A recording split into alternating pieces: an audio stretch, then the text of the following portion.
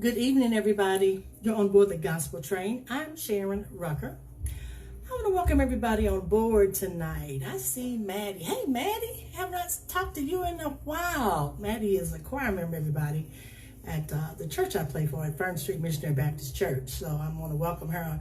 Maddie, hit your like and click share. Put this on your wall so people can enjoy the conversation tonight. Do that for me. Everybody, it is good to be out here tonight. I want to thank all of you listening. I see many of you are tuning in, so thank you so much for tuning in and getting on board with us. Those of you that are on Facebook, you have to help me spread the word. All you have to do is click like, click share, put this on as many walls as you can, post, tell everybody to listen. Anybody you think might want to, put it on their wall, put it on your wall, click like and share, okay? Those of you that are coming on the sites, you have choices.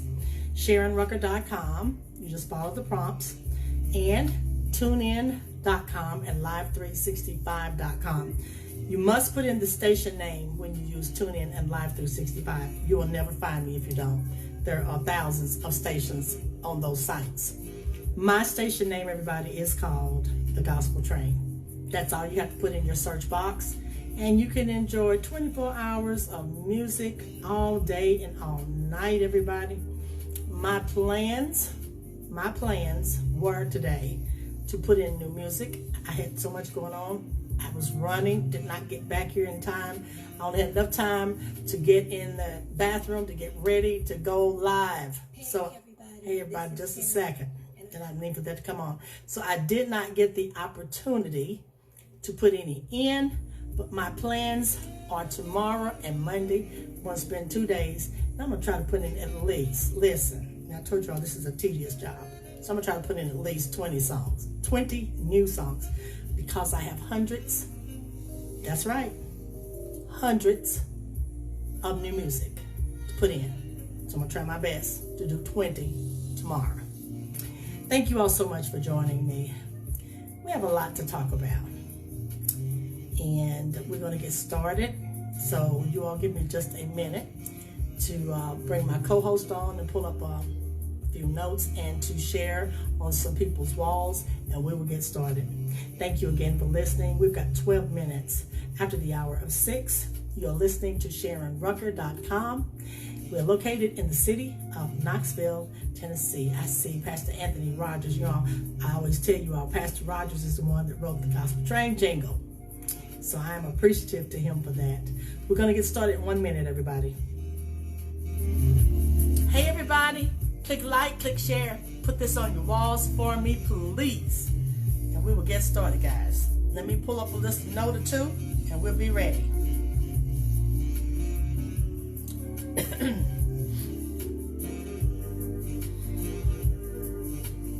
Hang on, everybody.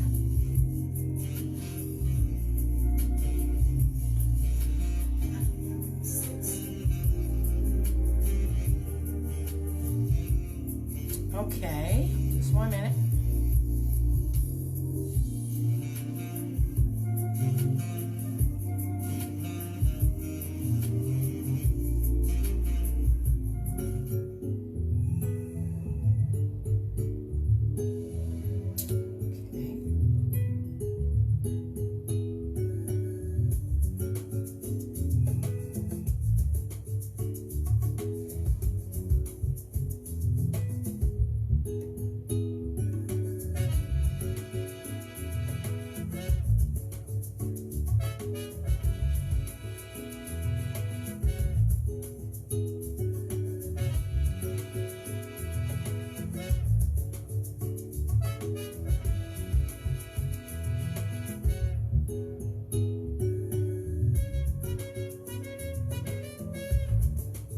Okay, guys.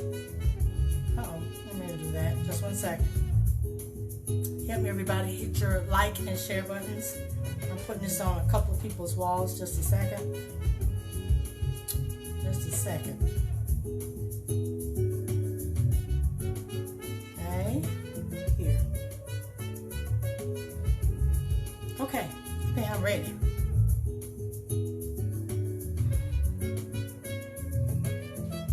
Yes. All right. Okay, guys. All right, everybody. I believe I am ready to get started. I want to thank all of you, those of you that are listening. Thank you all so much for getting on board. Thank you for joining us. I see Pamela is out there. Hey, Pamela Chesney. I call her Pamela Davidson, everybody, because her dad was my family's doctor for many, many, many, many years when I was a young girl. And he was a fantastic doctor. So I thank him and your family, Pamela, for all the times that I'm sure your dad, that my mom, bring us in, knowing that she probably could not pay him that day. Can't do that anymore, everybody. It's a new day. So I thank you and your family for all that you all did for us. You probably don't know, but I'm sure he did that for many, many, many of us in that community. So I am grateful. Everybody, I'm going to lower the music and we're going to get started, okay? This is a lot to talk about. Oh, goodness, guys. Okay, guys, let me pull all this down. Music in the background, by the way, is a Facebook friend. His name is Jeffrey Clark Payne.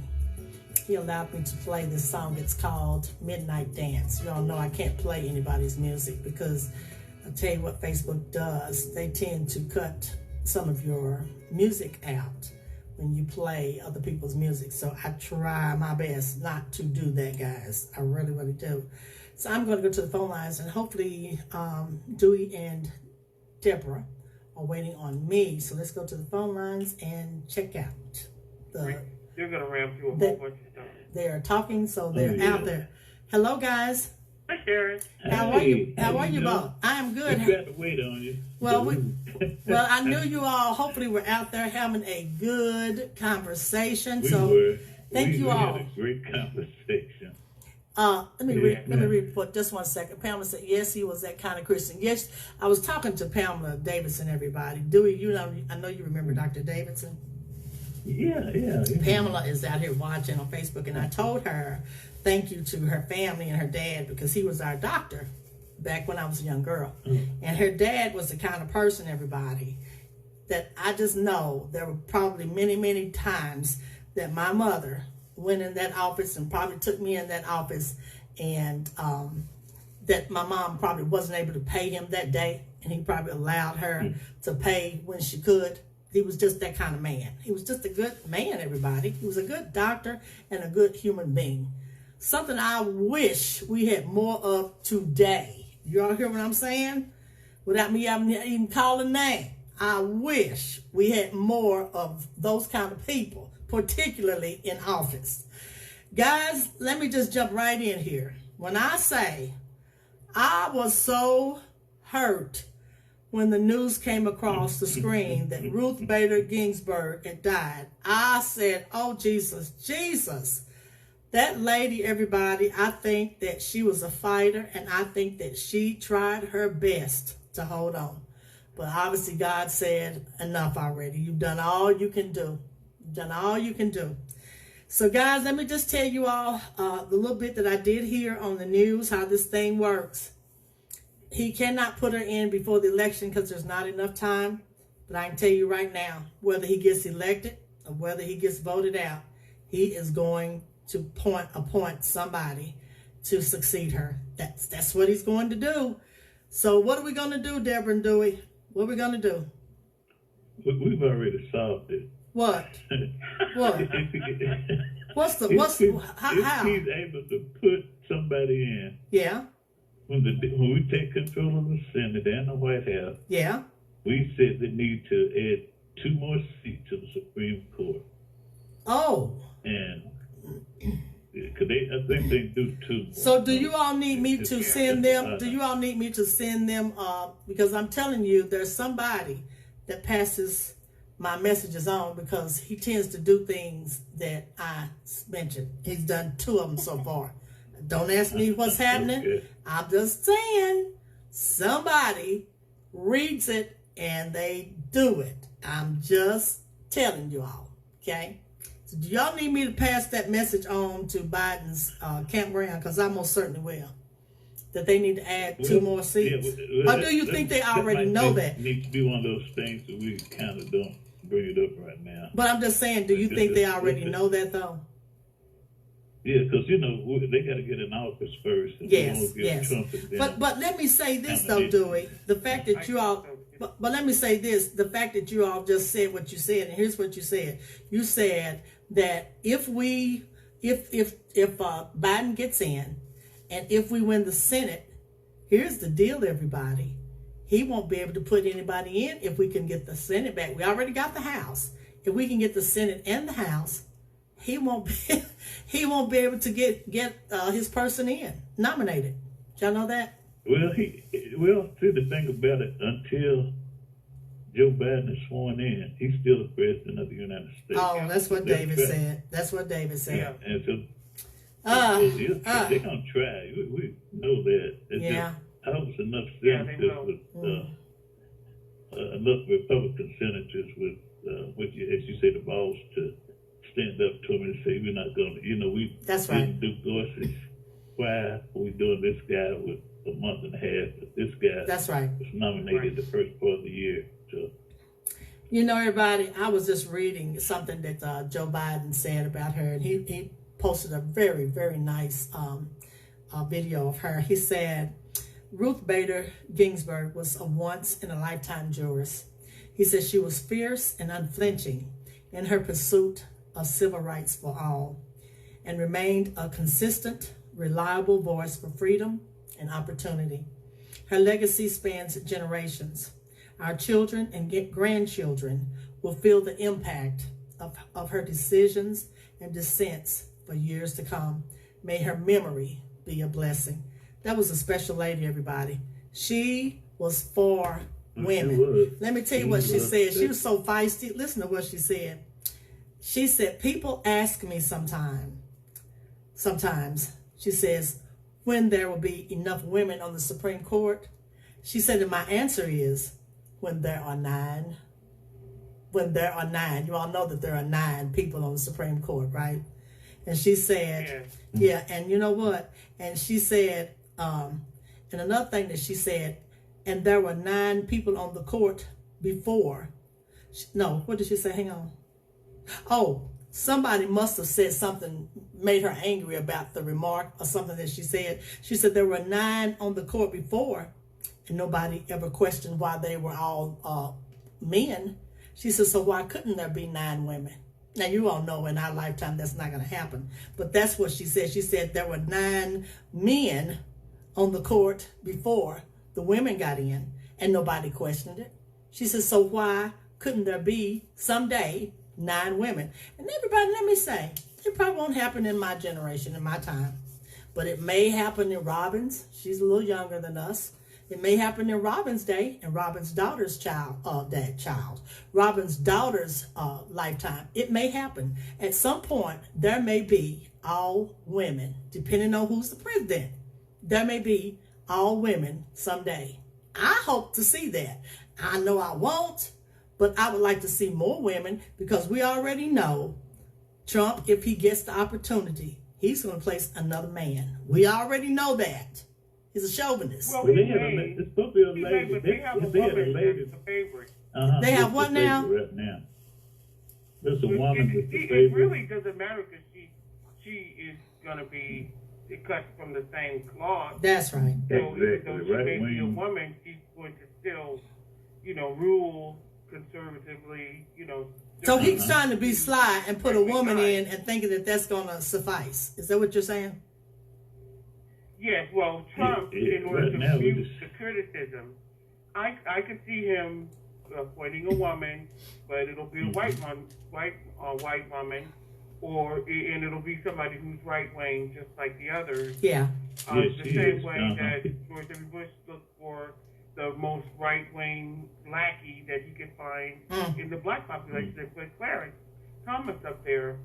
So is it doing black people any good that Clarence is up there? Right. That's right. That's right. Source of frustration. Let me ask you, Deborah and Dewey, and we can get back to Justice Ginsburg. Why do you all think Clarence is so bitter? He is such a bitter person. Do you all think that he had issues growing up? Because he is such a bitter person. It's like he hates being a black person, a black man. About some of that, but he has a very few and torturous relationship with the black community. He's got some issues growing up, but a lot of it emanated out of the hearings where he felt that he was treated unfairly by the black community. Because once black people found out that he was right-wing, they were thinking that they had H.W. boxed in a corner, if you remember. Because the demand was that you must appoint a black person to replace the one black member of the Supreme Court, Thurgood Marshall. And he looked long and hard until he found a black right-winger. And Clarence thought that he was going to be embraced by the black community. He wasn't. And in fact, it was a big controversy. And ever since then, he's had a grievance against the people he says were the means of the high-tech lynching that he described what he went through. And so he's built up anger over the years, and he's never gotten over it. He's still back there in 1990, brimming with grievances, and I don't think he'll ever get over it. You know, but he in his autobiography, you know, you can tell his mind is messed up when it comes to that kind of thing. Yeah. And the problem is he's probably been the worst justice, white, black, male, or female, that's ever been on the Supreme Court. Right. Because he is not really he disagrees with the right-wing people. He doesn't really have expressed a legal opinion that would justify what he's doing. So he's there. He's going to be there until something happens. Just like the good ones always go first. Yes. Yes. Well, and in fact, I think one of the other justices, Stephen Breyer, I think it is, he's not in the best of health either. That's what we were talking about before you brought us in, Sharon, is that this notion that these justices stay there basically till they drop is not a good situation to be in. No, it's not. I think that they should have not only an age limit, but they also should have a term limit. Yeah. I mean, 10 years is good enough, and then you go and do something else. No lifetime appointment. Right. 10 years, and then you won't be subjected to the whims of the politicians coming and going, because the president can only serve a maximum of 8 years.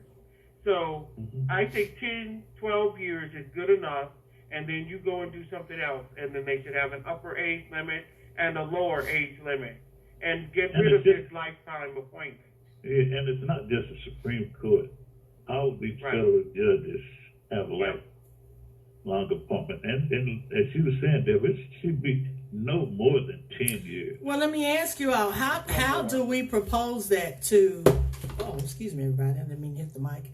How do we get that across? Do we send something to Joe Biden? Because I'm just telling you, I wouldn't send it to Joe Biden. I would send it to Chuck Schumer and Nancy Pelosi. Okay. All right. The House and the Senate would be the ones to change. Okay. You know, the rules and the laws. All right. Biden right now is just the nominee. Okay. But I would send it to the leaders of the House. Yeah, the Congress. They're the ones who determine the agenda. Okay. Yeah, I'm just the one who will, everybody.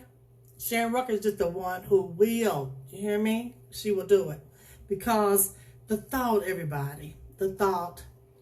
that Donald Trump is about to put in a third person on the Justice Supreme Court literally should make every one of us run to the polls. Should make us run. We can't control him doing this. We have no control of it because the Senate is the one that votes in the justice Supreme Court members.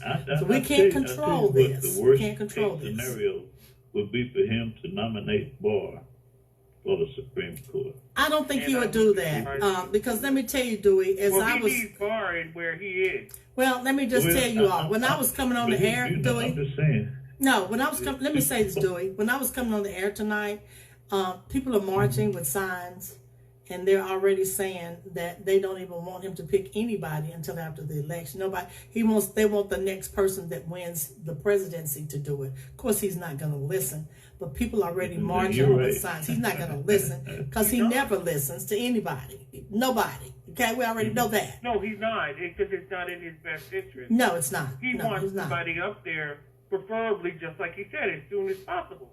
Because imagine if the race is close and it eventually goes to the Supreme Court. Well, he wants to see his person up there so they can all put him back in, just like George W. Bush was. But you know, Deborah, I honestly don't think the race is going to be close, guys. I don't think it's going to be I think people are so frustrated. It's not going to be close because he's going to still protest. Of course he is. Of course he is. And what you're saying is he's going to put somebody that would have his back. But listen, there are so many people, everybody, that are wanting this man out as badly as we do. I know he still has a base, but I'm telling you all, listen to Sharon Rucker. There are a lot of people. My dentist, my husband went to get his teeth cleaned this week. He was scared to death. He was a nervous wreck going to get his teeth cleaned because we're still trying to quarantine from all of you folk who don't wear masks.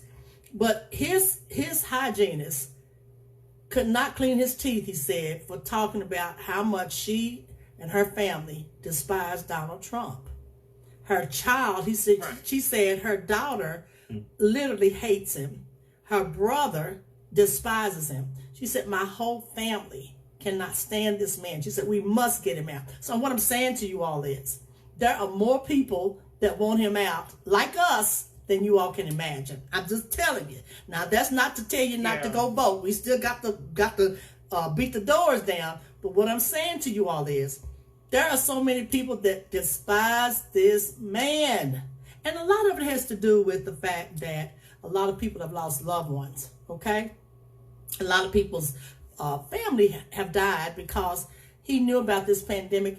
And it was on the news, by the way. He knew about this pandemic at the end of January, everybody. He knew how bad it was and how deadly it was. It was not in February. It was the end of January. He knew. He could have told us. He could have told us that there was a deadly virus and what we need to do, but we don't have a vaccine, that we needed to cover up. He could have told us so much, but he was too busy politicking, trying to still get in, win this election. Okay? So all I'm saying to you all is, yes, we all are going to vote. We all are going to vote. But there are many, many others that will be voting right with you against that man. I'm just telling you. Okay? Just telling you. He's going to cheat. And he's getting away with cheating, whether it is multi-front cheating. It's not just one way. He's doing everything he can, like in North Carolina, where 4 times as many black voters' ballots are being thrown out as opposed to white voters. That's just one slice of how he's going to cheat. Yeah. He's not going to cheat in all states. That's right. He'll cheat in crucial states. And so I believe, like you do, he'll win. Yeah. But he will lose, but he can win by cheating. That's right. My sister-in-law, everybody, sent me an email this week, and something came to her that said he was going to put Ted Cruz in. She's listening from Nashville. Yeah, he did say that. But she told me to tell you. That'll happen. No, it's not. I was going to tell you. She said, Deborah, she agrees with you that it should not be a lifetime. That's something I am going to send to Nancy as well. No, I don't think anybody should be in any office a lifetime, if you want to know the truth. The same way that, like we just said, that the presidency, you only have 2 terms. Nobody should be able to stay on anything for a lifetime. This country has got to change. It's got to change a lot of its laws and rules. It's got to. Now, let me tell you what I hope happens, guys.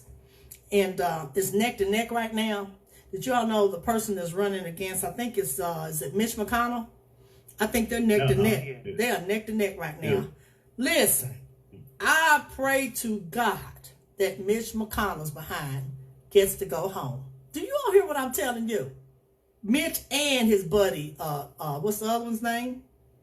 It's Mitch and Lindsey Graham. I'm hoping both of them get to go home. Do you think they will? I don't think.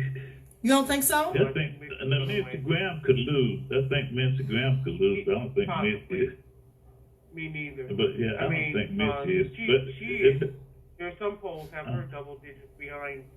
Yes, Mitch McConnell, yeah. So, but I don't care what he.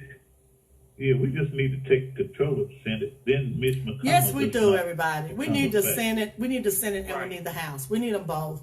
Let me ask you all something. Let me. It just came to me just now, and I don't have the notes in front of me. Tell me what the man's name was, everybody, that was running. I think for governor of. Was it Florida, or was it Georgia? Black guy. You know, he got caught. Andrew. Why am I forgetting his name? What's his last name, Deborah? What's his last name? I can see him, but I can't think. Why can't I think of his last name? Tell me what state he ran for. What? Yes, David. Florida. Yes. What's his last name? Gillum. Okay, Gillum. Let me just tell you all. I don't know if you all know it or not, but he has gone through an awful lot. Okay, but he is identifying now as bisexual. And I don't get into all of this with who you are, because I think, who you are is who you are. But I just thought, man, I hope he somehow or another, now that he has come out and identified who he is, I hope he gets an opportunity to actually run again. After all this dies down, of course, he would not win now. But that was such a very smart guy. Did you all know that? He was so sharp, everybody. Seriously, I'm telling you, Andrew Gillum was a sharp man, would have done a fantastic job. I just hate he got caught up. He would have done a fantastic job. I hate that he got caught up in all that he got caught up in, and I'm not going to deal with all of that because that's his business, okay? But I'm just telling you all, he has identified as bisexual, and that's fine. But I hope somehow or another, in the years to come, because it's going to take a while, because human beings don't let you live nothing down without you having to beg, borrow, and steal. That's how we are. Y'all know that. That's why I'm glad we got a God who's forgiving and understanding. I'm just going to lay that right there on you. When we do stuff, y'all don't let nobody forget, okay? Because I know every now and then, Sis Sharon carries a few grudges herself. And I'm trying to get better. Just trying to tell you, I'm trying to get better. But I do hope that someday that guy can run, because he is just sharp. I listened to him, everybody. He was on Tamron Hall's show. He's a very, very smart man. He's a very smart man. He is. I hope he can find his way. Very difficult for him to But Deborah, I'm saying, do you think time can heal him? Search within himself. Yes. Be able to present it to people, right, in a way that's compelling to the majority of Floridians. And of course, if you're a black candidate, you don't get as many mistakes. You're right. That's right. The former, who was that? The governor of South Carolina, the one who ran off with his mistress to South America. Oh, yes. Right. And he was able to come back and run as a representative. Yes, but he was white though, Deborah. Okay. Depending on what your skin color is, Kathleen, who is my friend. I have my little white friend. Kathleen she's my little white friend. She's has become one of my protectors of the Trump supporters. So Kathleen, thank you.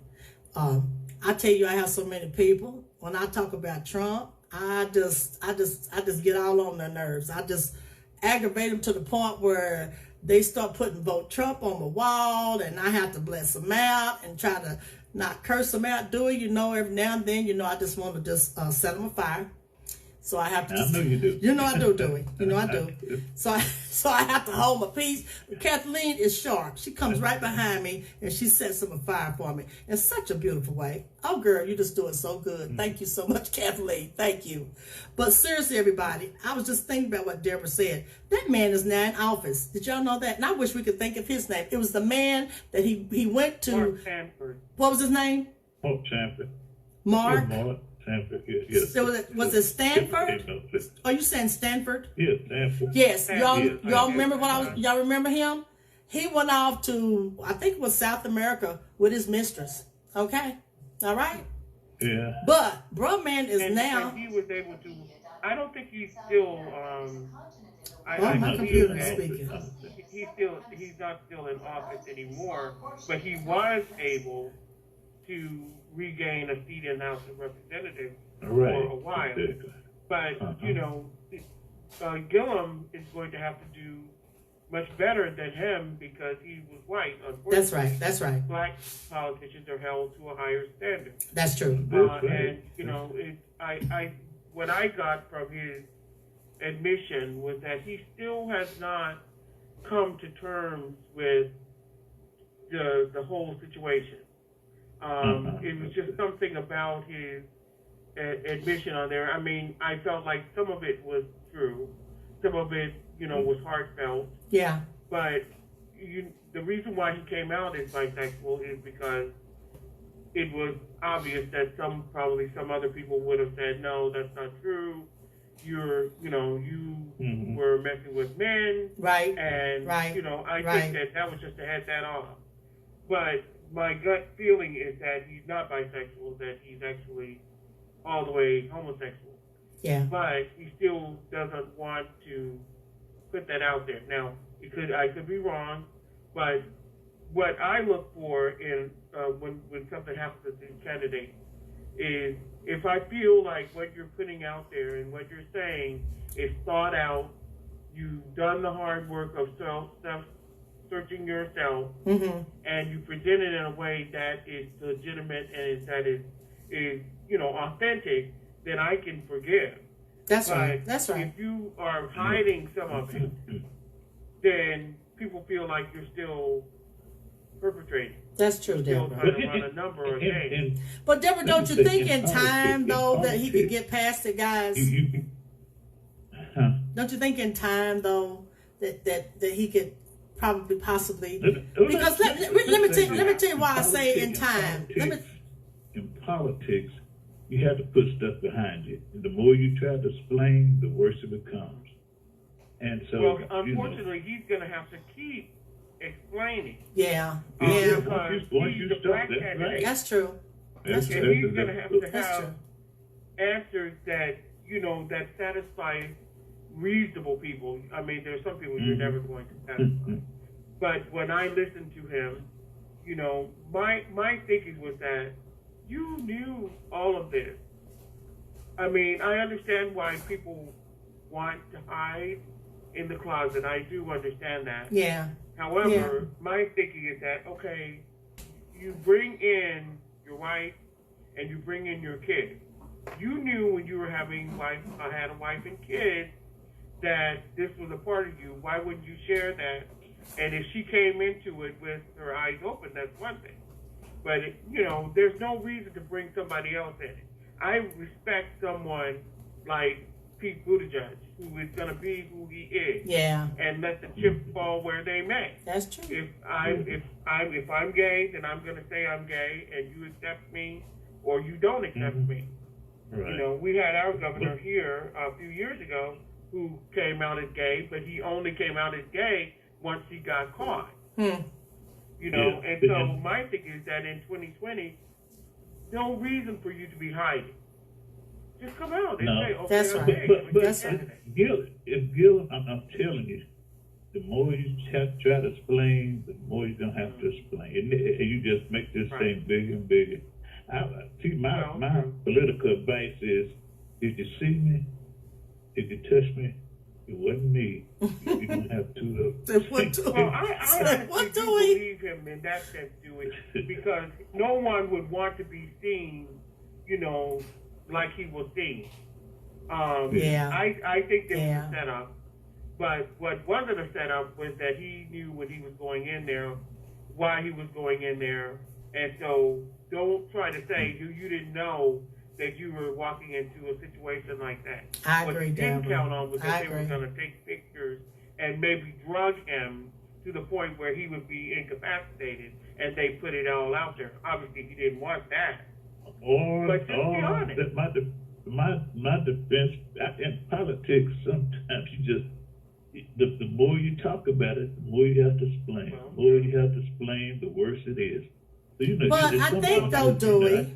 I think so, Dewey. I mean, look at Al Sharpton. When I first came here in 1986, Al Sharpton's name was mined by not only white people that they hated him, but then also a good percentage of black people who felt like he was an opportunist. Yeah. But he's completely renewed himself. Yes, he has. Yes, he has. Himself. And let me just say this, guys. Sometimes, throw it right back on them. But here's the thing with, again, as us as humans, it's like we have to explain, Dewey. We have to try to explain. Think about this. I'll give it. Wait a minute. Let me talk a minute. Hey. Let me say this. Let me just give you an example, and then you all will see where I'm going. If you all will remember when Barack Obama was running, and when that statement was made by the pastor of the church in Chicago, and I'm trying to think of his name, but you all know I'm talking.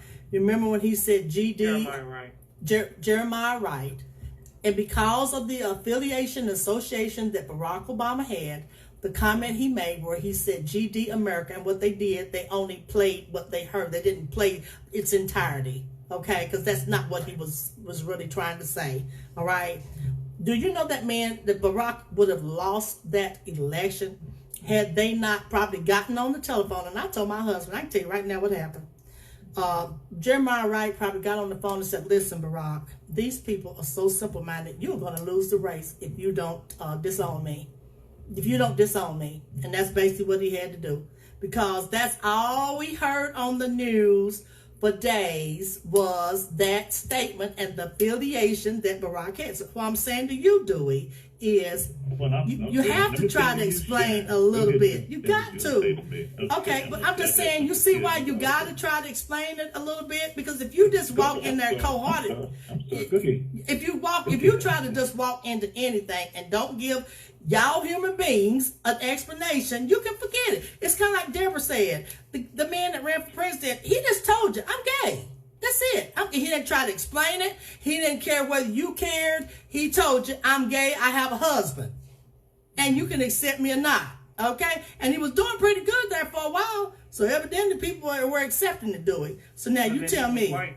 Well, yeah, okay. That's true. That's true. That's your point. Okay. But go ahead, Dewey. Go ahead, Dewey. But Barack didn't try to defend the guy. He just put that behind him. Dewey, he didn't, but he literally. If he had tried to explain what he didn't try to defend him, but he disowned him, Dewey. The speech was the occasion, and if you remember, at first he tried to ignore it, but then Jeremiah went in front of the press club and put on a show. Mm-hmm. Yes, he did. And then that inflamed the whole situation, and his candidacy was getting ready to go down under. Yes, it was. And so that whole speech in Philadelphia was an attempt to contextualize Jeremiah Wright's experience, the experience of African Americans, and then he tried to make it similar to white people who are disenfranchised. That didn't go over too well, but in general, the media was very complimentary of the speech. Then after that, Jeremiah was still going around, and he had to disown him. Yes, he did. But Deborah, I think a lot of that was planned. A little bit bitter. But Deborah, I think a lot of that was what they had to do. I know Jeremiah Wright. I mean, when we brought him here to Knoxville, and he believes what he believes. He's not going to go back on it. Also, let's say Barack, he did not let that become an issue. And the more you try to explain. Yeah, he moved on, and that's what you have to do. You cannot linger. Okay. I'm gonna give you your statement. So again, does Andrew have a chance? Not right now, not tomorrow, not next year. does he still have an opportunity to possibly run as some kind of a politician? Does he still have a chance? Does he have a chance? I mean, possibly. Because, you know, I think it won't be the next time the governorship comes out. No. Which would have been ideal because that governor is horrible now. Yes, he is. But what I think you should do is like Stacey Abrams. Go back and do, you know, grassroots community organizing. Yeah. You know, build yourself back up so that you can be like Al Sharpton. You know, start over. Well, he didn't start over, but, you know, start doing the local area.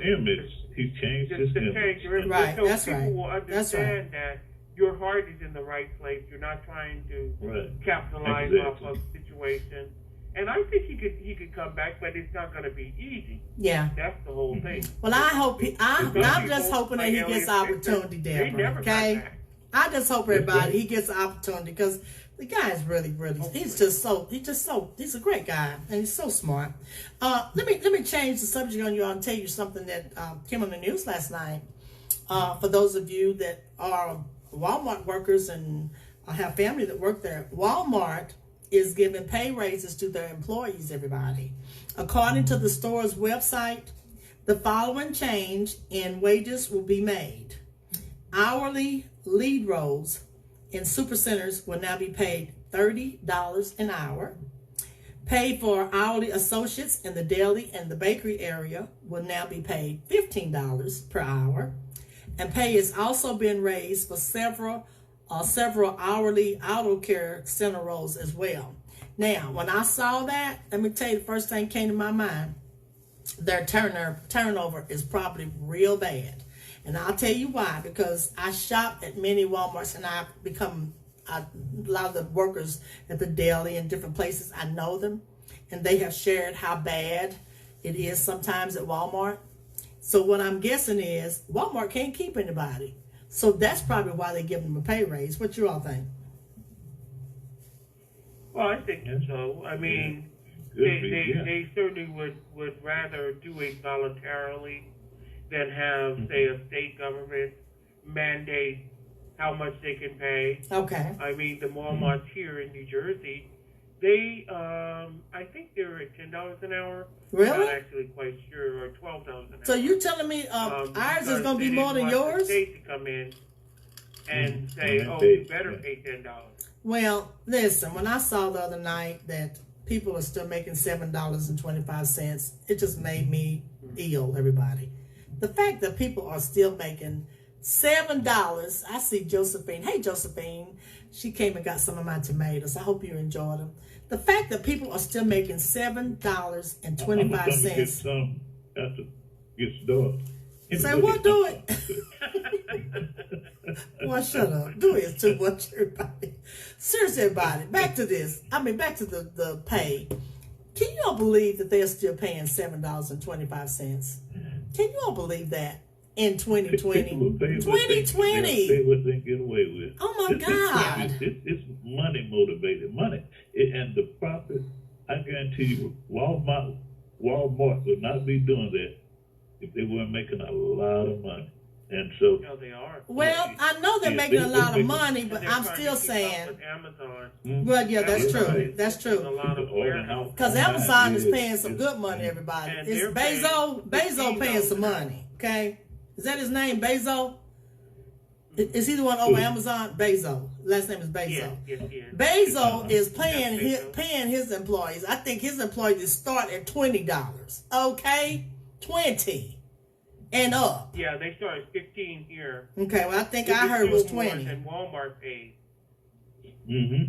Well, everybody. So it's competition for workers, and particularly during the pandemic, that is probably propelling them to up their salaries because they don't do it because they think anything of their workers necessarily. Everybody, let me profit more than It's something that I needed to tell you. Oh, I know what it is. Quickly, while somebody just sent me a message asking me to remind y'all, so let me say it while it's on my mind. I forget. Oh yeah. They wanted me to tell those of you in Knoxville. This is just for Knoxville, Tennessee. they want me to remind you that they're having the COVID testing. It started today at the Greater Warner Tabernacle AME Zion Church, located at 3800 Martin Luther King Jr. Avenue. They will also have testing again tomorrow, everybody, from 10 a.m. until 2 p.m. And it's a drive-through nasal swab testing. Lady just sent me an email, and I just now saw it. So she wanted me to remind you, they will have it again tomorrow, everybody, at Greater Warner, 3800 Martin Luther King Jr. Avenue, drive-through nasal swab testing. They said that sure does hurt. I can't imagine them going up in my nose like that. Okay, Dewey? Deborah, have you been tested, Deborah? Deborah and Dewey, have you all had it? Because I have not been tested. In fact, I don't plan on taking no vaccine or nothing. You can't mess with me, my nose and my Me either. I can't. Listen, I'm going to have to wait on the vaccine, and I'm not even going to take the vaccine until Joe Biden gets in, because at this point, I wouldn't take nothing that the Lion King, that's what I'm calling Trump now, is the Lion King. Don't take nothing that the Lion King Trump is telling you to take. He's trying to get that vaccine next month. Don't y'all take that vaccine. I'm just telling you, everybody. Don't you dare take a vaccine next month. There's enough vaccine for any of us to take. Don't do it. You forget it. You forget it next Don't do month. it. Don't do I'm it. telling you, it takes months to do that. I'm just saying, don't do it. Guys, let me tell you, and Deborah can give us a total on her city. The news said last night 71 people have died in Knox County from the coronavirus. And guys, I can remember when they first gave us a count, there were only 5 people, and it stayed like that for weeks. Now we've gone from 5 people to 71 deaths. 71, everybody. That's just in Knox County. Deborah, do you have the count in New Jersey? Or do you know roughly what your count is? Deaths in New Jersey? No, I don't know it offhand, but it's still one of the top 10. But we're doing fairly well because we actually have just reopened indoor dining for 50% capacity. Oh, wow, really? And Yeah. You know, there's still restrictions in place, but considering where we were back in March, where we were up number 2, I believe, the rates of infection have fallen quite dramatically. Your state and New York, the best example. I know. If the country had done that, exactly. We got almost 250,000 people dead. If the country had done like Cuomo, if we had a president like like the governor of New York, that's right, or in New Jersey, there have been thousands of deaths that were preventable. Well, we are knocking on 200,000's door, Dewey. We are on the. It would have been about 10 to 15,000 if everything had been done, as opposed to now I think it's risen to 200,000. Well, I think we're up to 200,000. If we're not, we're very, very close, everybody, to having 200,000 deaths. Okay. It is. It's 200,000. Okay. Or something like that. It's already 200,000. Let me also say this right quick too. Close to 250,000 people. Let me also tell you. Most of them unnecessarily. Let me also tell you all this right quick too, while it's on my mind. For those of you that are in Knoxville, please do not go to Pigeon Forge. The Rod Run cars, the people that come in town, used to be in our city, Deborah, right down the street from me, Deborah. We have a park called Chilhowie Park. That's where they used to be, but now they're going to a place called Pigeon Forge, which is a nice place that we have. What do you call it? What do you call Pigeon Forge? It's like oh God, resort. It's a resort. Pigeon Forge and Gatlinburg. They're resort areas, Deborah. But listen. They said those cars are in for the weekend, and they said they have brought thousands of people in. There are thousands of people there, and they showed a photo last night. Listen, I didn't see masks. There were so many people standing on the sidewalks with no mask. I looked at David and I said, can you believe all of those people standing on that sidewalk and they don't have on a mask? And I said, COVID-19 is going to have a good time in Pigeon Forge and Gatlinburg this weekend. Good time. Y'all hear me? Because they had on no mask. None whatsoever. And let me just tell you all, I hope Walmart is not letting their guard down. I had to run in there today around 2 o'clock, and they have taken down the little guard thing where we used to have to all go in. They have taken that down. I don't know if they're trying to let their guard down, but this is not the time to let the guard down, because let me tell you guys, I think it was, what city was it, that said that their virus has started back up. I'm just trying to tell you, this virus is not gone nowhere. It hasn't, everybody. So Walmart has taken, you can just get out and go right in the front door now. You don't have to go through the little walkway. And I think they were doing that because they were doing some kind of a count, Deborah. You had to go in a certain way and you came out a certain way. Well, they have taken that thing down. Yeah, you can go through the big doors now. You can go through the big doors. That's right, Lord have mercy. It's just, I tell you what, we have got to vote. Yes, we do. Yes, we do. We have yes, we do. And the only way the Supreme Court to give to Donald Trump, if we don't vote and it's close, that's the only reason Al Gore, found he conceded, but it was just so close that, it would have been months before you could actually find out who did. And Al Gore just went ahead and just conceded. But right. I'm telling you, the wider the gap is, the better off we are in terms of him trying to. You go to Supreme Court, but if you lose by 15 or 20 million votes. That's true. And he'll be saying to the post office, he'll be trying to blame everyone. Well, everybody, seriously, I hope that everybody, those of you that chose to send in your ballots, I hope that you've already sent them in. Somebody wanted me to see this and posted this on my wall. And I'm going to give you all some stats, okay? They said, this was in 2016. They said Trump won Pennsylvania by 44,000 votes because 238,000 black people in Philadelphia didn't vote. He won Michigan by 11,000 votes because 277,000 people in Detroit didn't vote. He won Georgia by 211,000 votes. Now get this, because 530,000 people in Atlanta did not vote. I mean, my mouth just dropped. He won also North Carolina by 173,000 votes because 233,000 didn't vote. He won Wisconsin by 23,000 votes because 93,000 didn't vote in Milwaukee.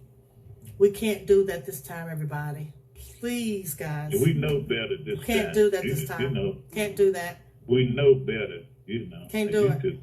Everybody knew Trump's the idiot. Yes. They didn't know he's going to be an idiot too. Well, I don't think anybody had any idea he was going to be as bad as he is. I think they thought they were getting somebody good because they thought that he was a business person. But the truth of the matter is Trump is bankrupt probably about 5 or 6 times, everybody.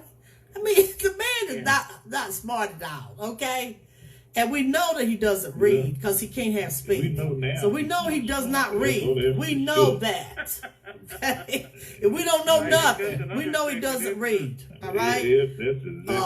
Look here, holding that Bible upside down. We know he doesn't read, Josephine. Okay? That we know. All right, everybody? He does not read. So I'm just saying, everybody. Michael Steele had a very good explanation why, when Joy Reid asked him, why does Trump not handle the pandemic by listening to the scientists and going through according to the expert advice he's getting?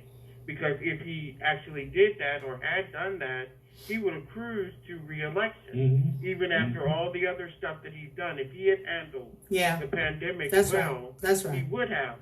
And he had a very good explanation, probably the best that I've heard.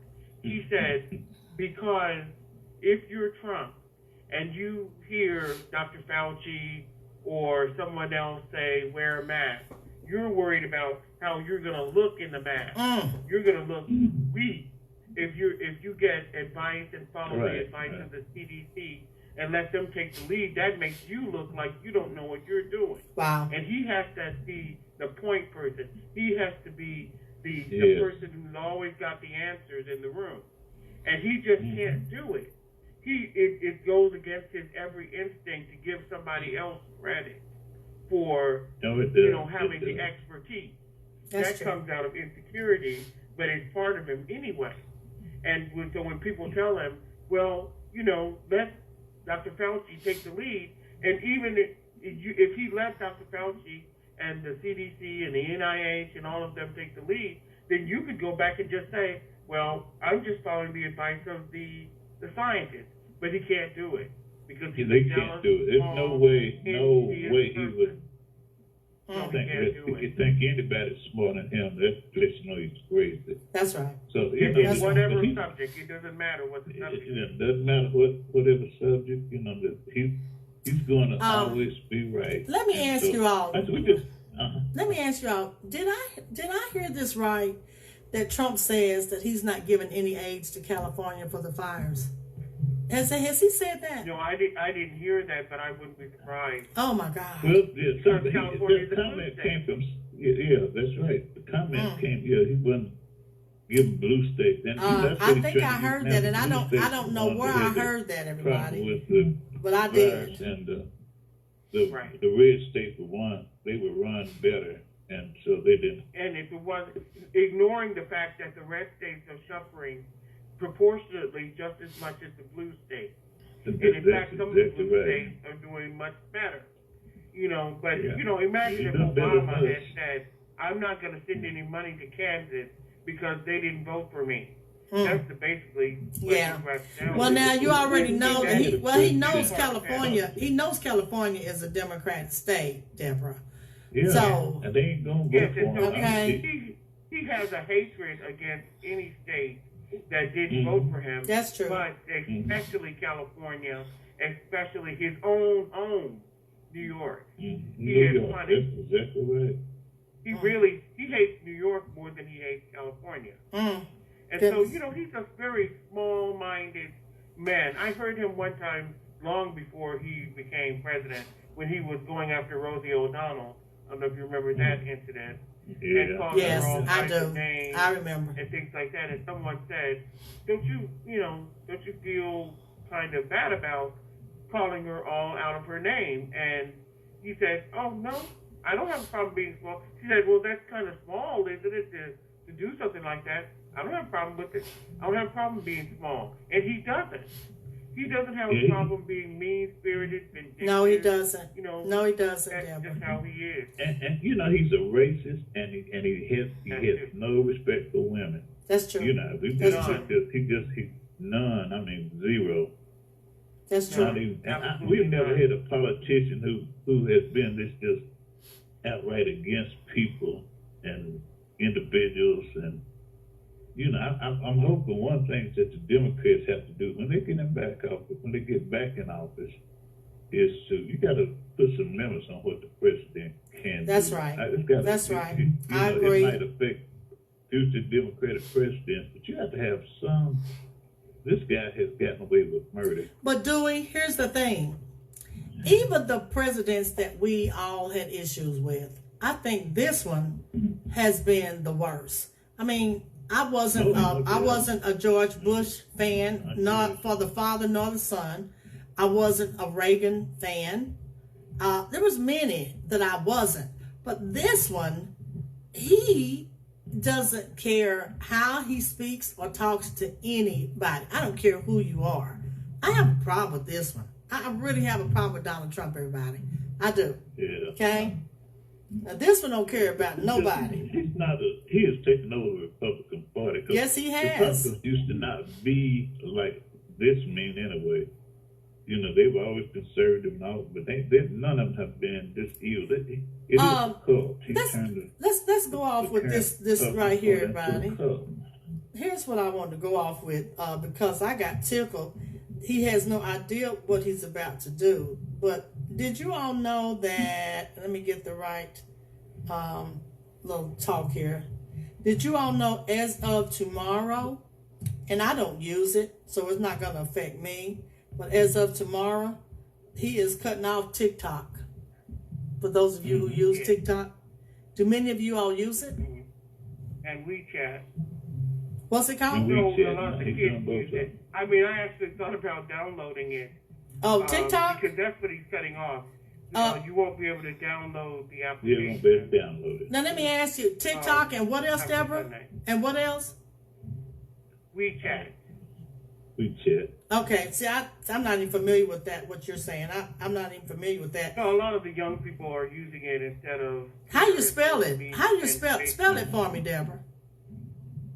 WeChat? Yeah. We, W-E. Just W-E, we, chat, C-H-A-T. Yeah, like okay, words. okay, see, I've never heard of that, but TikTok I did. Oh, what if y'all doing something? I keep hearing something in the background. Do y'all hear that noise? You're not doing anything while you do it. Not that I'm aware of. Okay. I could hear some knocking. I don't think so. Okay, I could kind of hear some little knocking or something going on. I didn't know if I was hitting something or bumping something. But yeah, when I saw that, everybody, I got tickled because I thought, now here's the problem he's going to run into, guys. He has no idea the millions and millions of people that use TikTok. I'm just telling you, he's going to be affected. He knows exactly how many people use it. Okay. Okay. All right. I'm just saying. I don't think it'll work because young people have all the time and the inclination in the world. That's right. To do hacking. That's right. And so I think that eventually people will hack right back into and get. Yes, they will. Go out on social media and people will be right back up there. And even if he bans TikTok, another TikTok type media platform will come to prominence. Yeah. But he's just doing this because he's going back and forth with China, and because TikTok is the one that embarrassed him at his rally. That's right. That's right. When they flooded his rally with false invitations. That's true. And so, he's fall like that. Guys, let me tell you all what I was so excited about. I was excited that Breonna Taylor's mother was able to get a settlement. Now, I know this is not going to bring her daughter back, but you know what? It does send a positive message out, everybody. She will be receiving $12 million in a settlement for her daughter's death. Now, again, it's not going to bring her daughter back, okay? Not going to do that. But you want justice also. But they still need, those men still need to go to jail, everybody. They do. Right. Because I told David, I said, can you imagine we up in this house sleeping and policemen break in and bust down the door and come in here on us? I mean, seriously, none of us can imagine that, everybody. But that's how it went down in that child's house. Okay? These men just basically broke down, shot through the door. I'll take it back. Her boyfriend, when they knocked the door down or whatever they did, he shot first, and then they just started shooting. Okay? But he did what he did because somebody was in your house and had knocked your door down. That's what you do when somebody come in your house. If you got a gun, you shoot them. Well, that's what you do. There's no not warrant things don't. It's going to be banned. I'm pretty sure. I hope so, Dewey.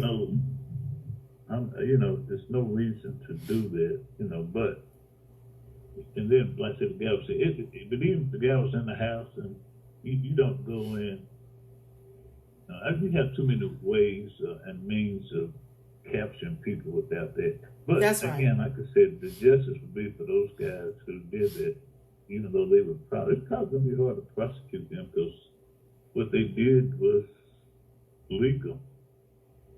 Yeah. Well, that law, that rule, or whatever it is, needs to change. You don't need to, because it would have been just as easy to knock on the door and surround the house, and knock on the door, okay? Rather than to break the door down and then risk the chance of shooting a child, or anybody could have been in that house. So I hope that changes, everybody. It could have been children in there. It could have been children in that house. And you should, that's the no-knock because you don't have to announce yourself. But, you should say, this is the police. And yes, exactly. There's ways you do things. That's exactly right. No-knock unless you think it's I don't know what you could think's in there, but to justify that. But you know, some of these laws have to be changed, and they will be. I'm confident that they'll come up with a national kind of thing. You know, this with police chokeholds and all that. That's it's exactly been right. banned in a lot of places, but they're gonna have to have a registry of police officers who shoot and kill people. So their names needs to go on the registry so that they can't go to another county or city and join the police. That's right. With That's no right. impunity. Yeah. Right. Guys, our time is up, but let me give you all the countdown. As of today, we have exactly 25 days, and we can go and vote, everybody. Early voting starts on October the 14th here in Tennessee through the 29th, everybody. October the 14th through the 29th. Now, I'm looking at, all this other stuff. The last day to register to vote is October 5th. I pray you all are already registered. Of course, on early voting, as I just mentioned, early voting starts October the 14th through the 29th. You can request your absentee ballot up until the 27th. So they're saying do it now so you can get it. Excuse me, so that you can get it. And of course, election day is November the 3rd. Now, Dewey, I'm telling you right now, do not wait till November the 3rd to go vote this time. Please. Please don't do it. Okay? Well, I said, if I have to have my mother's cane, I'm going up the steps. I'm going early. I can't take a chance. Nobody can. None of us can take a chance, everybody. So we will all, and I want to. That's got to be that motto. That's right. And I want to recommend everybody, those of you that are listening, please go to the Love Kitchen. They need us to come to help them with their numbers. So those of you that can, please go to the Love Kitchen and vote. You can go October the 14th. We got 25 days. We can go and vote October the 14th through the 29th. And I'm recommending that you go to the Love Kitchen. There are about 10 places here in the city. Yeah, and if you can't go to the Love Kitchen, just go somewhere. Just go to one of the places. Everybody doesn't live in East Knoxville. Yeah, just don't. If you can't make it here, I'm in East Knoxville, but I'm recommending you go wherever is closest to you. Go and vote early. We have got to vote early. We can't take a chance this time, everybody. We don't have a chance. Well, choice. We don't have a choice. We have got to vote Donald Trump out because I cannot imagine what we will go through for 4 more years under this man. I can't. We already know he's a liar, among many other adjectives and verbs. Okay? All right? And he's crazy. So what do we? He's crazy. Dewey said that he's crazy. Truly, he is. All right? We can't. We can't do it, everybody. Can't do it. We can't go through. We can't go through 4 more years. If you lose this thing, he might try to go to war. So. Yes. I mean, he is going to be furious because he's going to lose. And I'm just telling you all right now, he is going to be furious. But that's okay. They'll get him out. If they have to drag him out, he'll be gone. But we have to make sure we do our parts. The fact that 530,000 black people didn't vote in Atlanta, to me, is asinine. Can y'all believe that? 530,000 black people. What's the guy? Jesus. She jumped out the race. Liberal guy. What's this? Bernie. Sanders? A lot of his people didn't go. Yeah, a lot of his people. Dewey? What happened, guys? Are you there? I'm still here. Okay, I bet you Dewey got either his phone died or something. He'll call back in because I thought maybe I lost both of you. I'm not sure what he was about to tell me, but I'm going to hang on just a second and let him call back in because I'm not sure. You're still there, right, Deborah? I am. Okay. I think he was talking about how a lot of Bernie Sanders people were not on board with Hillary, of Hillary winning. That's right. And so they talked against her and beat her up. And you put that in conjunction with what the right wing was doing, what Comey did, it was just too much. That's right. Dewey? And so the key is we have to don't do that now. That's right. Dewey, are you back? Dewey? Deborah? Yes, I think he's still gone. But I thought I heard him come back. I am not sure what's I happening. thought I heard someone come back too. I did too. I don't think he's there. But yeah, that's what he was basically trying to say, everybody. And I think that's what happened. Seriously. I think that a lot of Bernie Sanders people were so upset. And let me ask you, Deborah, speaking of Bernie Sanders, I think he's still maybe just a little bit upset because I don't think he's trying to do a whole lot to help right now. Do you? Is he trying to help? Is he still mad? This is not the time to be. Earlier this weekend. Say what now? He was commenting on.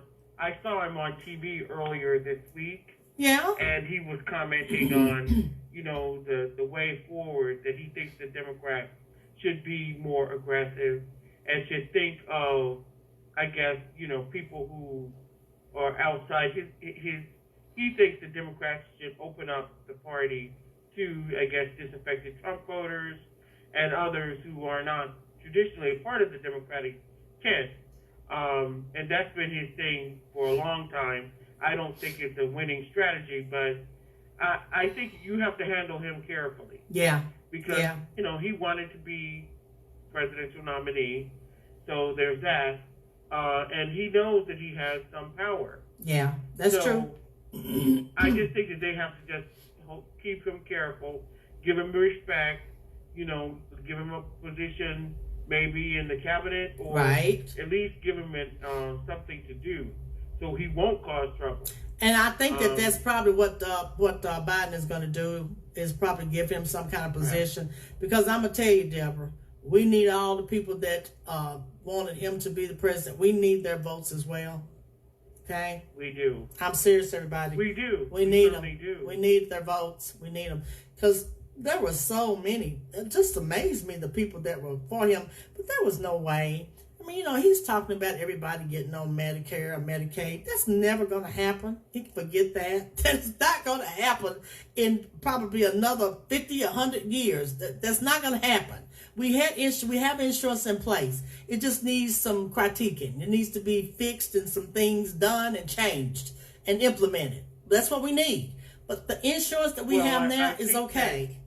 The thinking was that what he was proposing, which was basically Medicare for all, that he would throw out the ACA and they would get something new and better. But it didn't make any sense because even if you change it eventually to something like Medicare for all, you're certainly not going to be able to change it, just throw it out. Because what you'll end up with is nothing. That's right, Deborah. Because, in many ways, that's the goal of the Republicans, which is to get rid of Obamacare. Right. Get rid of Obamacare instead of trying to amend it.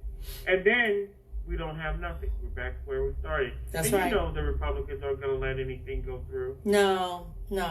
Everybody. They don't want a national health care system. Let me tell you, I just pray, and I already know that, there's no way to stop Donald Trump from appointing another Supreme Court justice, but I just hope and pray somehow that it can be stalled.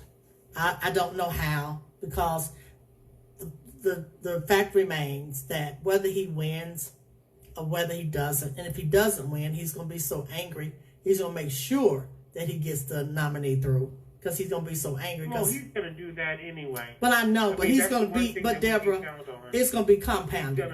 His anger is going to be compounded, is what I should have said, when he loses. You understand what I'm saying? Well, imagine there are people who are saying that if he wins, then you'll become more impervious than ever to any kind of criticism, to any kind of suggestion that he do better. Why would he do better if he's done his worst and he still gets rewarded with another term? And so regardless, he's going to be who he is. The unfortunate thing is that we have to be prepared for whatever eventuality comes out. The best case scenario, if he wins, is that we, the Democrats, win the House and the Senate. Yeah. So they could be a check on his power. And I would say the Democrats, that's where we can change things. If the Democrats the Democratic Party, needs to be more aggressive with That's these right. things. They can't just sit back and keep losing elections and doing nothing about it. Because we know that if the Republicans had lost the last two elections and got through the Electoral College, well, not the last two, but they lost 2000 and they lost 2016, the Democrats won the popular vote and lost the Electoral College. Yeah. The Republicans would have jettisoned the Electoral College by now. But the Democrats, no. If Trump loses, go and prosecute him, just like he needs to be. Are Yeah. they going to do it? Probably not. That's right. The same thing with the Supreme Court. If he tries to push in another right-winger on the court, if Biden gets in there, expand the court. That's right. Don't just take it laying down. Well, Deborah, I'm going to sure pass that on to Pelosi and Schumer. Okay? Expand it. That's what I'm going to do. Now, here's the question. To expand the court, Deborah, who has to vote on that? Can the president do that without having to have voting from the House and the Senate? No, I don't think the president can do that on his own. I would think that it would have to be a concerted effort. Okay. But mostly from the House and the Senate. Okay. I'm not quite up to date on the exact procedure. We can talk about it next time. Okay.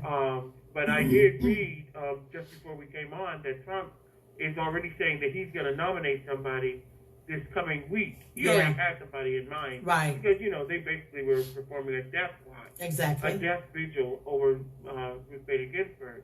So, and the person will probably be a woman. That's the New York Times is quoting him as saying that. And so we can expect that they're going to try to ram through somebody. Right. But if they do that, if that's the last case scenario, because we can't depend on Chuck Grassley and we can't depend on Lisa Murkowski or certainly Susan Collins. We've been tricked too many times. That's right. What the Democrats need to do is say, okay, I got something for you when we get in there. I agree, okay, Deborah. You can go and have your little 6, but we're going to put in 2 or 3 more to counter what you have on there. There is no law that says there has to be 9. That's true. There can be 11. There can be 15. That's true. Now, no, nobody wants to do that, but I think that they should do it because the Republicans have given up all right to any kind of criticism. That's right. By virtue of how they've acted. They're the ones who said that Obama couldn't choose Merrick Garland, and they refused to see Merrick Garland, wouldn't even meet with the guy. And then now they're going to switch back and forth. And Mitch McConnell was laughing. We're going to appoint President Trump's choice. So if you're not going to follow the rules and you're not going to play fair, we're not going to either. That's true, Deborah. I think that's what they should do.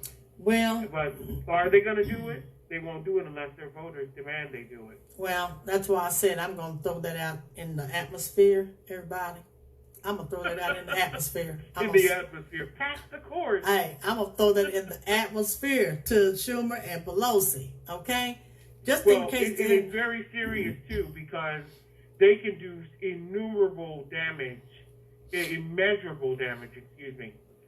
to a lot of things we care about, whether it's the environment, That's right. whether it's civil That's rights, right. especially for black people, whether it's voter disenfranchisement, all these things, they can do horrible damage.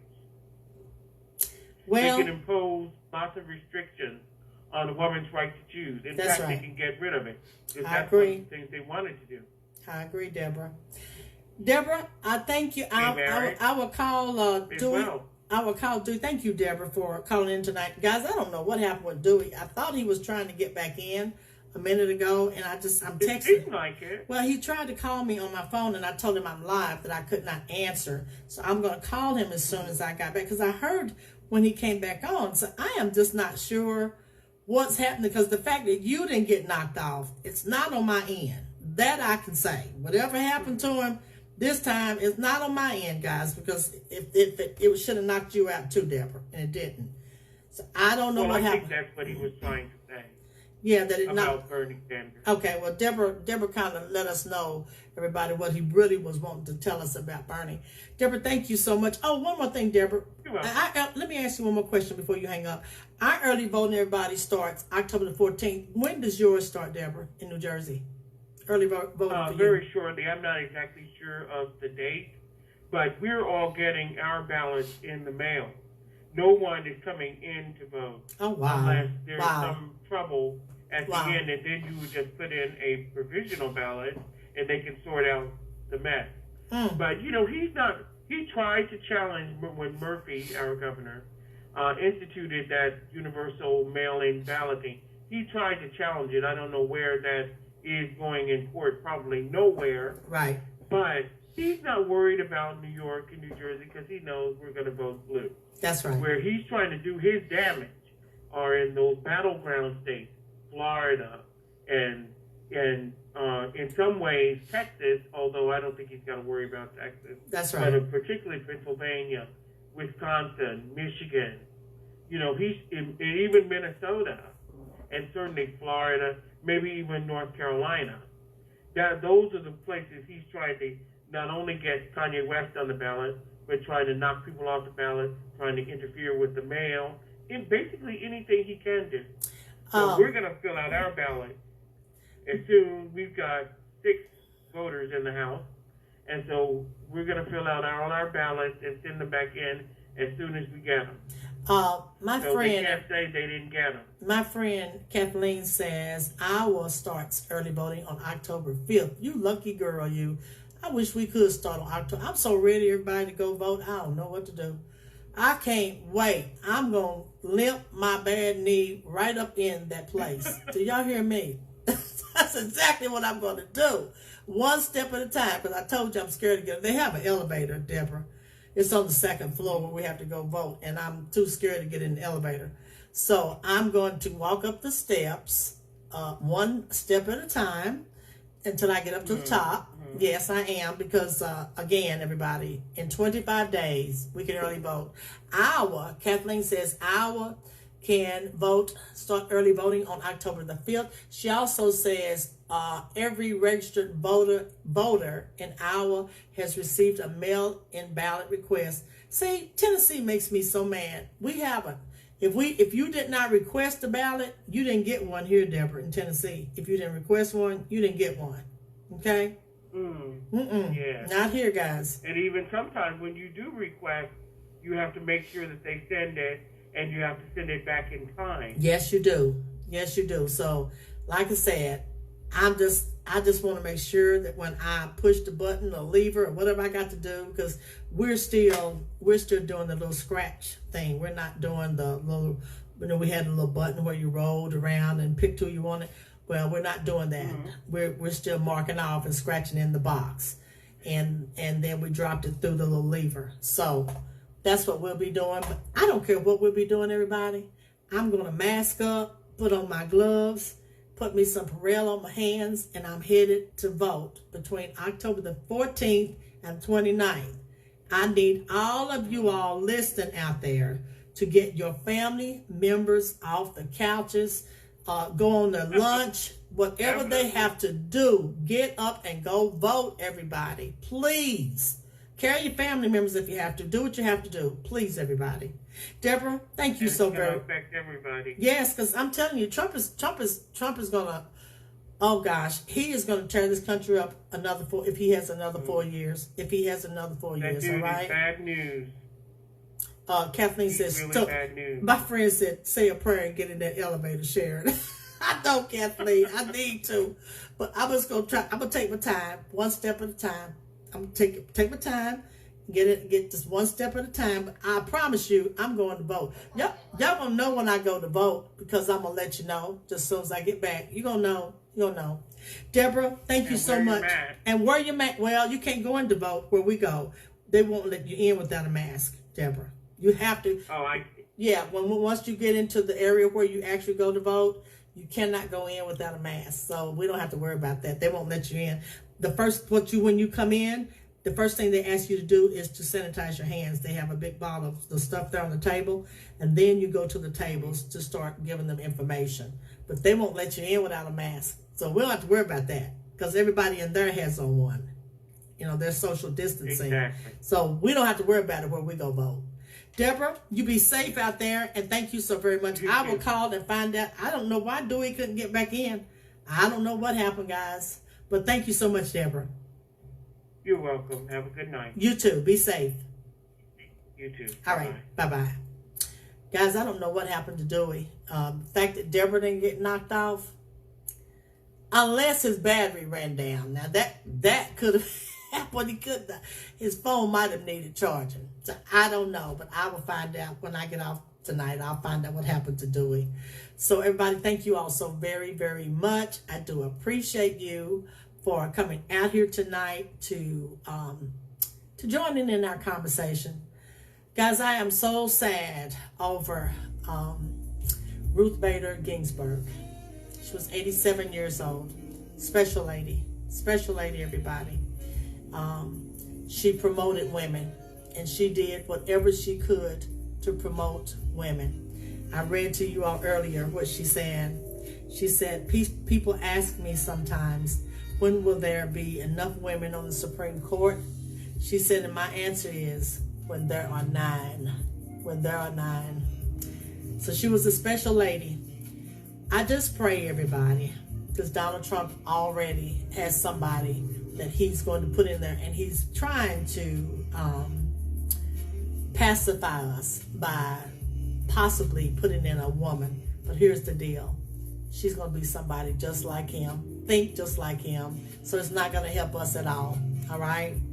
It's not going to help us at all, the fact that he's talking about putting another woman there. That's not going to help you because she is not going to be the right woman. Donald Trump thinks he's a sly fox, but he's not. We already know who Donald Trump is. He has showed his hand for the past 4 years. So we know who he is, okay? But I always say, God knows what he's doing, everybody. He does. And we just need to do our parts. What we need to do is we need to make sure that we vote early, take your family members, get them to the polls, and let's do this. Let's do this, everybody. The time is 7:35. You've been listening to Let's Talk. I'm Sharon, Rucker's Gospel Train. I want to thank all of you for listening and for joining us tonight. I'm going to get a song on to go off with. You all know I can only play music that I sing. So I'll get a little song on. I want to thank everybody for listening. For those of you that are online, I appreciate you. So let's pick out something, and we'll get back in just 1 minute. Thank you, everybody. Let me find us a song. I don't know what happened to Dewey. Kathleen, I may do what you said, but when I get there, I will see how many people are getting on that elevator. It's not a big elevator, first of all. I just can't get on there with too many people. I don't care if they have a mask on. I don't feel safe. I don't feel safe, okay? I just don't. All right, guys, let me find a song right quick. Tonight, I am going to go off singing.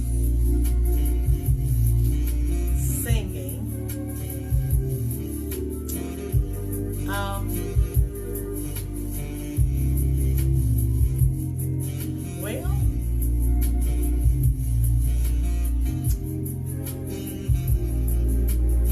let me go off with this one. Let me go off, everybody, with You Deserve the Glory. Okay? Go off with that. Hang on.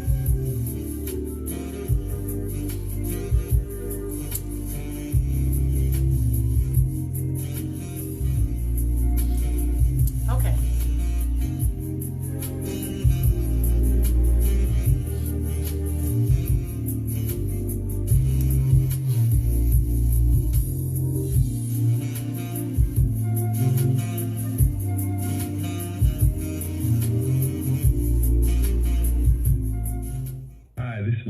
Campbell, and you're listening to my good friend Sharon Rucker on the Gospel Train.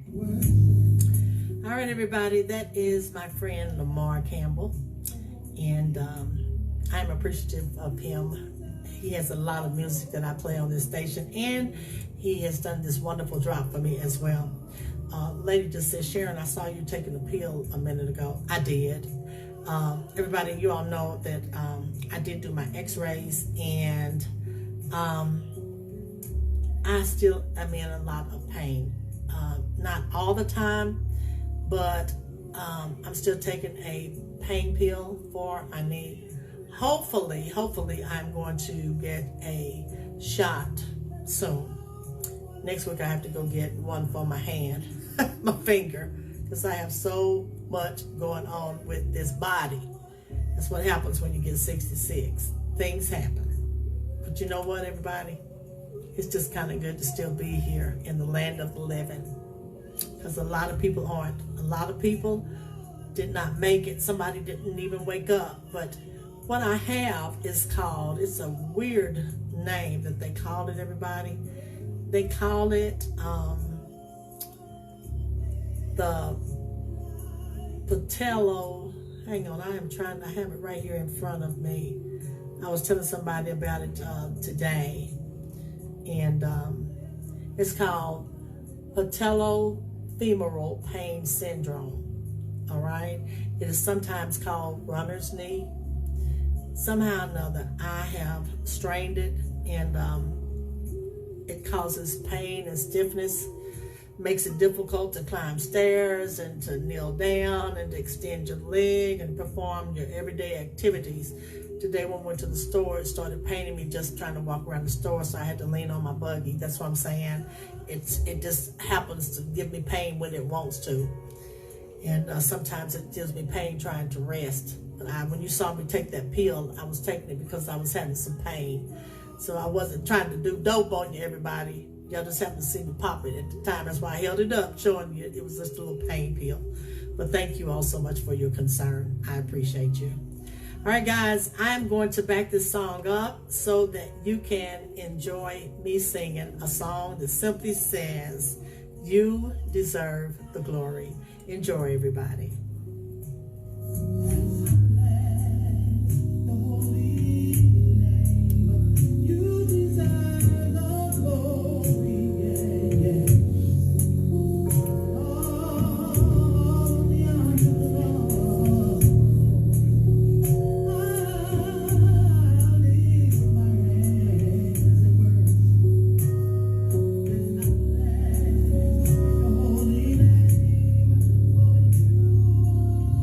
Rain.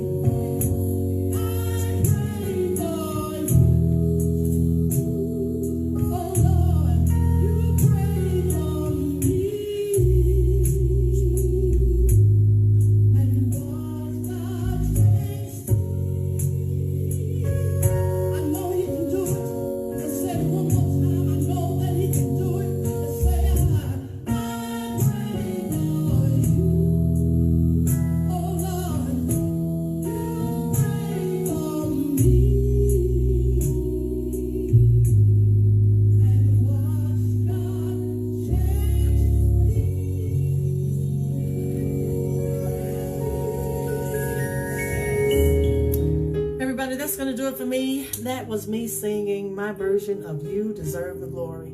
Thank you all so very much for coming out here tonight. I do appreciate all of you. It is so important to vote, everybody. We must get Donald Trump out, okay? We have to, for our sanity, just so we can simply breathe. All right, everybody? Just so we can simply breathe. We gotta get a new leader of this great place that we call the United States of America. All right? We must do that. So everybody, make sure when it is time for your cities and states to vote, go and vote during the early period. Ours here in Knoxville is October the 14th through the 29th. Don't forget, everybody, October the 14th through the 29th. Take somebody with you. Go and vote. Please do that, all right?